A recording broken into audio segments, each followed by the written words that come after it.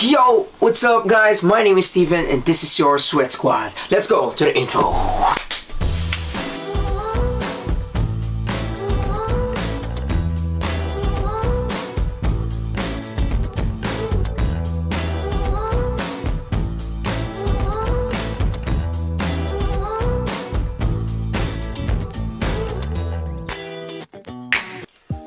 Yo! So ilang vlogs na po ang lumipas. Now it's time for me to teach you how to make your own workout plan. Monthly, weekly to monthly basis po. Ang ituturo ko po sa araw na to is applicable for both beginners and intermediate levels po. Now, bakit po ba kailangan natin mag-exercise? Bakit ba kailangan maging consistent sa exercise? Now, alam nyo po, ginawa ng ating Panginoon ang ating katawan para mag-adapt ito sa mga stimulus, sa mga stress na ibinibigay dito. Example, yung trabaho mo sa 5th floor, tas hagdanan lang ang option, di ba? Tas araw-araw hagdanan ka sa simulang weeks, makakapagod, masakit sa paa, pero the next 2 months, wala na, sanay ka na. Bakit? Kasi nag-a-adapt po ang ating katawan. Nakarinig ka na po ba, nakakilala mo, nasabi nila, ayoko mag-exercise, nakakapagod dyan, lalo ako mapapagod. Tandaan nyo po, let's treat exercise like an investment. You invest your money into a business and hopefully may babalik. And ganito po ang exercise. We invest our time, we invest our effort.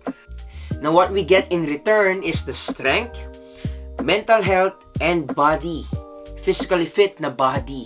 And ang maganda pa po dito, sure po yun na darating. Unlike sa business, 50-50. Who knows? Just because exercise will grant us all these benefits, it doesn't always mean na dapat lagi nag-exercise. Mas maganda ito pagka ito'y structured.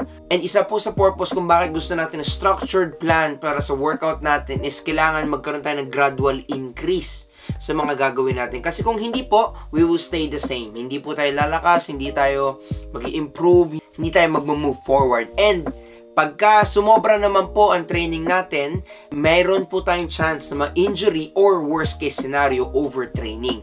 Now, ang overtraining, yan po yung nangyari sa atin, hindi lang sa katawan, pati sa mental side natin na ayoko na mag-workout, ayoko na for so many months, years ang kailangan para makalabas ka dun sa overtraining pit pag nalaglag ka na po doon. So, which is baliktad sa gusto natin mangyari, that is to be physically fit, mentally healthy, and so on and so forth. Yan. So now, paano nga po ba talaga gumawa ng monthly exercises? Papakita ko po sa inyo is hybrid style of training. Pag sinabing hybrid po, no, is both cardio and weightlifting. Now, no worries kung wala kang access sa gym para sa weightlifting. Fear not. Kasi meron pong tinatawag na HIIT or HIIT training or even body weight exercises na pwede mo pong makita sa YouTube. Pwede ka maghanap na 15 minutes to 30 minutes, even to 1 hour na marami na po sa YouTube nagkalat na ganoon.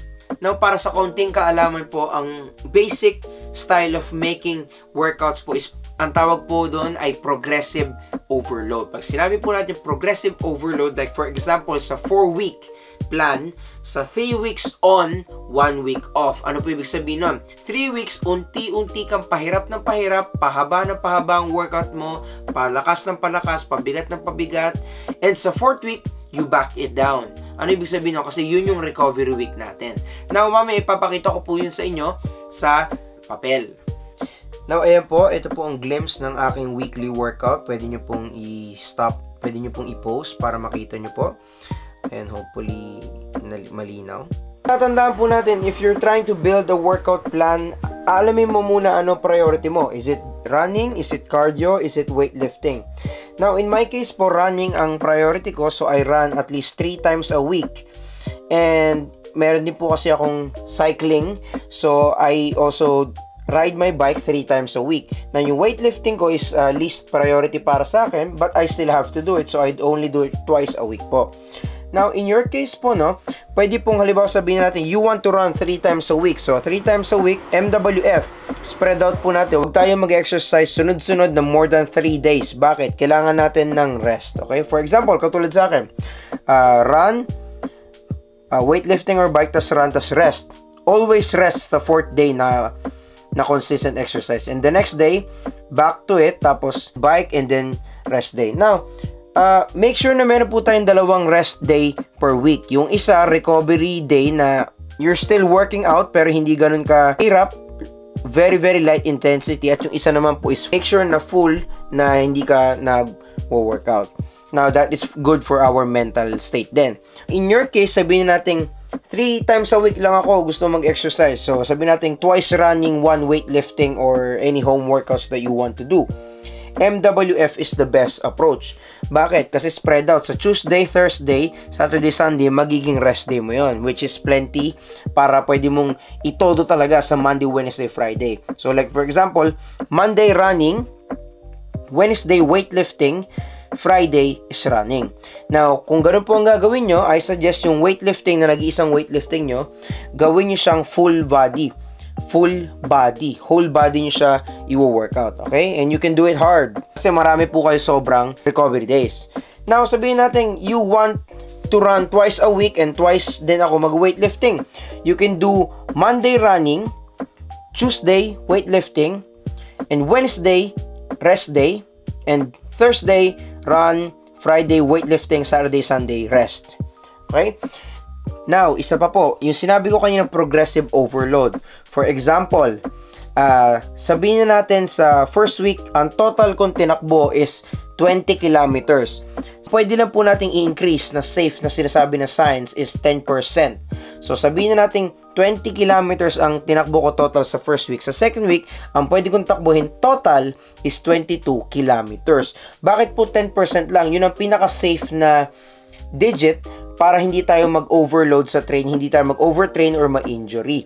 Now, nasa sayo po kung anong gusto mong gawing basehan sa 10%. Pwedeng total weekly distance or total hour sa total time sa week na yon. Now, in my case, mas gusto ko po sa distance. Example po, 20 kilometers ako tumakbo sa first week. Second week is 22 kilometers. Okay? Sa third week is 24 kilometers. Now, sa fourth week, eto na po yan. Yung recovery week po, ang ginagawa po natin sa recovery week is, uulitin ko lang po kung anong ginawa ko sa first week. Or you can back it down a little more kumpara sa ginawa mo sa first week. Kasi our goal is to rest. Now, the next question is, anong gagawin mo after ng rest week? Kasi anong gagawin mo sa week after ng rest week? Itutuloy mo yung ginawa mo sa 3. Sa third week. So, halimbawa, kung sa third week, total kong tinakbo is 30 kilometers. From there, gagawin kong 10% sa after ng week, ng rest week, magiging 33 kilometers. So, I hope na nagigets nyo po. I-continue lang, stop nyo na third week sa after ng recovery week. So, I hope it does make sense po sa inyo, no? But, tatandaan po natin, anything is always better than nothing. Any workout, kahit sabihin mo 15 minutes man yan, 20 minutes, 30 minutes a day, it doesn't matter. Kahit sabihin natin 1 hour a week, kahit sabihin natin 2 hours a week lang ang kaya ko, it's always better than sitting on the couch.